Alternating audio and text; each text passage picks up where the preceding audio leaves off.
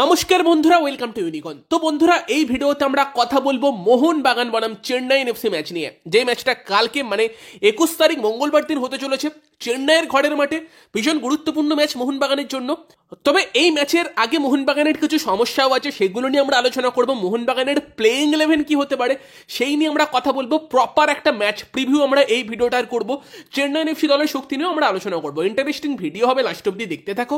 আমাদের চ্যানেলে প্রথমবার এলে আমাদের চ্যানেলটাকে সাবস্ক্রাইব করে তার পাশের বেল আইকনটাকে অবশ্যই অন করে দিও। তো যদি আমরা মেন টপিকে যাই, ভিডিও শুরুতে আমাদের চ্যানেলের নতুন মেম্বার্সদের জানাই অসংখ্য ধন্যবাদ। ইমমর্টাল, সুজয়, কৌশিক মাঝি, তোকন পুরকাইত, নেপাল অধিকারী, সাগর পিজিয়ন এবং রাজা সিংকে।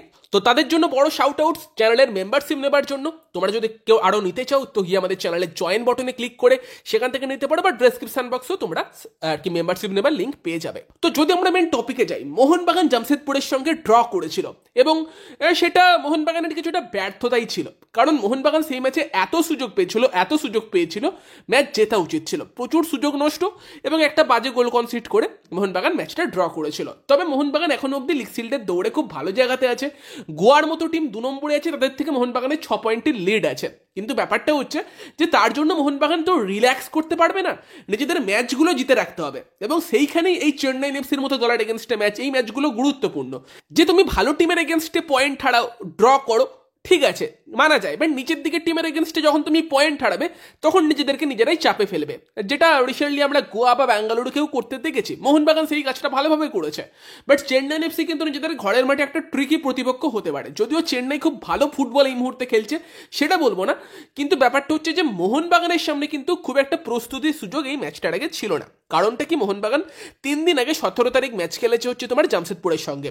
দেন 18 তারিখ ট্রাভেল করে ফিরেছে, 19 তারিখটা প্রায় রিকভারিতেই কেটে গিয়েছে, এবং দেন 20 তারিখ মানে আজকের দিনটা প্র্যাকটিস করে আবার মোহনবাগানকে উড়ে যেতে হয়েছে।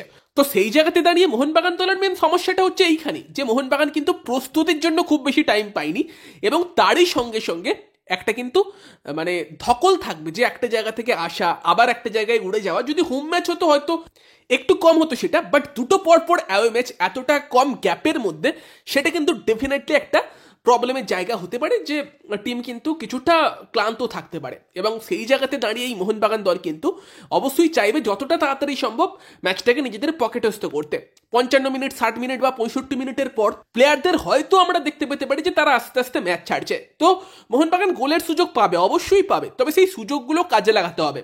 এবার দেখো মেনলি কাদের একটুখানি তোমার প্রবলেম হতে পারে, কারণ ডিফেন্ডার যারা খেলে, দুজন সেন্টার ব্যাক, তাদের তো অতটা ওয়ার্কলোড নিতে হয় না, অত ছোটাছুটি করতে হয় না, তারা ঠিক আছে, বিশাল কায়তার অসুবিধা নেই।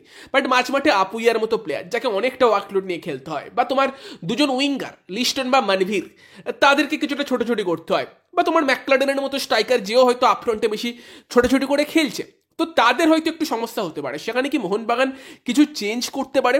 উইঙ্গারদের মধ্যে অপশান কোথায়? নেই তোমার কাছে কেউ, আসিকও নেই, সাহালও নেই, দুজনেই হয়তো এই ম্যাচে অ্যাভেলেবেল নেই, বা থাপাও নেই তোমার। তো মিডফিল্ডেও তোমাকে আপুইয়াকে খেলাতেই হবে, লিস্টন মানভীরকেও খেলাতে হবে, অপশান তুমি খুঁজে পাবে না। এবং সেই জায়গাতে দাঁড়িয়েই হয়তো ম্যাকলারেনের জায়গাতে কি কামিংসকে নম্বর 9 খেলিয়ে স্টুয়ার্টকে পেছন থেকে স্টার্ট করানো যেতে পারে, এটা একটা ভাবনা চিন্তা হতে পারে। এবং কামিংস যথেষ্ট ভালো খেলছে, তবে কামিংস এই ভালো খেলাটা আবার খেলছে তোমার অ্যাজ এ সেকেন্ড স্ট্রাইকার। পেছন থেকে যখন খেলছে তখন কামিংস একটু বল ধরে খেলছে, অনেক চান্স তৈরি করছে। তবে আগের দিন কামিংস যেরকম ফুটবল খেলেছিল, কামিংসের তো স্টার্ট করা উচিত। কামিংসের সঙ্গে কে স্টার্ট করবে, ম্যাকলারেন নাকি স্টুয়ার্ট, সেটা দেখতে হবে। এবার যদি মোহনবাগান কোচ রিস্ক নিতে পারে, সেখানে সুহেল ভাটের মতো একটা ইয়ং প্লেয়ারকে যদি নম্বর 9 খেলায়, লিস্টনকে না খেলিয়ে, তার সঙ্গে সঙ্গে কামিংসকে একটু সেকেন্ড স্ট্রাইকার বা কখনো বাঁ দিকে উইং দিয়ে খেলায়, মানভীর ডান দিকে, এবং তার পেছন থেকে তোমার গ্রেগ স্টুয়ার্ট অ্যাজ এ নম্বর 10, সেটা একটা ভাবনা চিন্তা হলেও হতে পারে। বাট এতটা রিস্ক কিন্তু আমরা মলিনাকে কখনোই নিতে দেখছি না, এবং নেবেও না হয়তো। তো সেখানে আমরা এক্সপেক্ট করতে পারি যে একটা যে লাইন আপ ভরসা করছে সেই রকম লাইন আপের সঙ্গেই মলিনা যাবে। গোলে বিশাল কাইত, 4 ডিফেন্স সেম থাকবে, Ashish Rai right back, Subhasish Bose left back, Tom Aldred, Alberto Rodriguez দুজন সেন্টার ব্যাক। মিডফিল্ডে হয়তো আমরা তোমার সেখানে দীপক তাংড়ির সঙ্গে আপুইয়াকেই দেখতে পেতে চলেছি, এবং তার সঙ্গে সঙ্গে দুটো উইংয়ে ম্যানভিল, লিস্টন, আর উপরের দিকে দুজন প্লেয়ার হতে পারে তোমার কামিংস হয়তো খেলবে, কামিংসের সঙ্গে স্টুয়ার্ট অথবা কামিংসের সঙ্গে ম্যাকলারেন, যে কেউ স্টার্ট করতে পারে। ওই জায়গাতে অপশান আছে, যদি ম্যাকলারেনকে রেস্ট দিতে চাই রেস্ট দিতে পারে, 60-65 মিনিটের পর নিয়ে আসতে পারে। বাট বাকি তোমার কোনো জায়গাতে সেরকম প্রপার অপশান কিন্তু মলিনার কাছে নেই, বা তৈরিও করেনি। তাইশন বা তোমার সালাউদ্দিন এই টাইপের প্লেয়ারদের ডাকেও নেই। তো সেখানে সুহেলি একমাত্র অ্যাটাকিং প্লেয়ার হিসেবে বেঞ্চে আছে। তো সেরকম তো অপশান দেখতে পাচ্ছি না কিছু। আর মলিনা যেরকম সেফ খেলে, মানে তোমার খুব একটা রিস্ক নিতে চায় না, সেখানে কিন্তু এইরকম লাইন আপই মোহনবাগান যাবে বলে মনে হচ্ছে। উল্টো দিকে চেন্নাই এফসি দলের কথা বললে মোহনবাগানের সামনে কিন্তু অ্যাকচুয়ালি সুযোগ আসবে গোল করার, কারণ চেন্নাইয়ের ডিফেন্সে প্রবলেম হবে। চেন্নাইয়ের ডিফেন্সের কথা বললে রায়ান এডওয়ার্ডসের কিন্তু ইনজুরি আছে একটা, এবং মোহনবাগান ম্যাচের জন্য ডাউটফুল, হয়তো খেলবে না রায়ান এডওয়ার্ডস।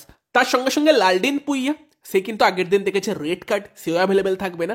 বাকি চেন্নাইয়ের ভারতীয় ডিফেন্ডারদের মধ্যে যে মেন প্লেয়ার ছিল বিকাশ ইউম নাম কিন্তু চলে গিয়েছে কেরালাতে। অবশ্যই প্রীতম কোটালকে চেন্নাই নিয়ে এসেছে, কিন্তু ব্যাপারটা হচ্ছে যে প্রীতমটা জাস্ট জয়েন করেছে, 2-3টা ট্রেনিং সেশন পেয়েছে, সেখানে অলরেডি যে প্রীতম কোটাল বাকি প্লেয়ারদের সঙ্গে খুব ভালো কম্বিনেশন তৈরি করে ফেলতে পেরেছে সেটাও হয়তো নয়। তো সেখানে কিন্তু ডিফেন্সে চেন্নাইয়ের প্রবলেম হবে, কারণ সেখানে প্রীতম কোটাল একদমই নতুন, টিমের সঙ্গে কতটা মানিয়ে নিতে পেরেছে সেই নিয়ে একটা প্রশ্ন আছে। এল সিনো হয়তো খেলবে তার সঙ্গে, অঙ্কিত মুখার্জি হয়তো রাইট ব্যাক খেলবে, লেফট ব্যাকে মন্দার রাও দেশাই হয়তো খেলতে পারে, যেও খুব বেশি ম্যাচ কিন্তু খেলেনি, বা লালডিন লিয়ানা খেলতে পারে। তো সেখানে ডিফেন্স কিন্তু চেন্নাইয়ের খুব একটা মজবুত মনে হচ্ছে না। মোহনবাগানের সামনে সুযোগ আসবে এবং গোল করতে হবে, লিস্টনের মতো প্লেয়ারকে দায়িত্ব নিতে হবে, অত গোল মিস করলে হয় না ভাই। তো সেখানে গোল করাটা মোহনবাগানের আর কি খুব দরকার, 2-3টে গোল করা দরকার, কারণ চেন্নাইয়ের কিন্তু অ্যাটাক ভালো।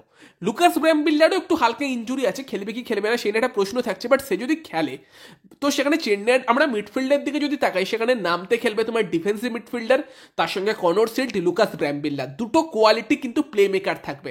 কনর সিল্ড তো অসাধারণ, এই ম্যাচে মোহনবাগান দল কিভাবে কনর সিল্ডকে আটকায় সেটা একটা ভীষণ দেখার বিষয় হতে চলেছে। Connor Shields versus Deepak Tangri বা কনর সিল্ড ভার্সেস আপুইয়া, ভীষণ গুরুত্বপূর্ণ লড়াই কিন্তু এই ম্যাচের হতে চলেছে। কনর সিল্ড ওয়ার্কলোড নিচ্ছে দেখার মতো, পুরো 90 মিনিটস ছুটে ছুটে খেলছে, তার সঙ্গে সঙ্গে মাঝখান দিয়ে থ্রু পাস বাড়াতে পারে, ক্রস করতে পারে, অনেক রকমভাবে গোলের চান্স তৈরি করতে পারে, বা নিজের মধ্যেও সেই ক্ষমতাটা আছে, গিয়ে গোল করে আসতে পারে। কনর সিল্ড কিন্তু মোহনবাগানের জন্য সব থেকে ডেঞ্জার হতে চলেছে উল্টো দিকে আটকানো।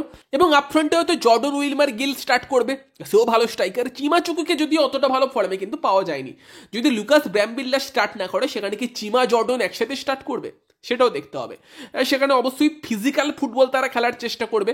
আলবার্তো রড্রিগেজ, টম আলড্রেড, তারাও ফিজিক্যাল ডিফেন্ডার, ভালো ব্যাটেল হবে, এনজয় করার মতো ব্যাটেল হবে। তবে বাকি কিন্তু মোহনবাগানের ডান দিকটায় অবশ্যই নজর রাখতে হবে ইরফান ইয়াদওয়াতকে, এবং সেখানে শুধুমাত্র আশিস রায়ের ওপর সেই দায়িত্বটা থাকবে না, মনভীর সিং এর ওপরও থাকবে, যে দরকারে কিন্তু পেছনে এসে সাপোর্ট দিতে হবে আশিস রায়কে ডিফেন্সিভলি। ইরফান ইয়াদওয়াত ভালো প্লেয়ার, ডান দিকের উইং দিয়ে কে স্টার্ট করে দেখতে হবে। কিয়ান নাসিরের মতো প্লেয়ার করতে পারে, বা ভিনসি করতে পারে, বা লুকাস ব্র্যামবিল্লা ফিট থাকলে সেও ডান দিকের উইং দিয়ে অপারেট করতে পারে। তো সেখানে চেন্নাইয়ের কিন্তু অ্যাটাকিং বিভাগটা বেশ ভালো, চেন্নাই কিন্তু গোল করতে পারে। মোহনবাগানকে সতর্ক থাকতে হবে। যদিও ফার্স্ট লেগের ম্যাচের কথা বললে সেখানে কিন্তু চেন্নাই ডিফেন্সও ভালো করেছিল, মোহনবাগানকে অনেকক্ষণ অপেক্ষা করতে হয়েছিল।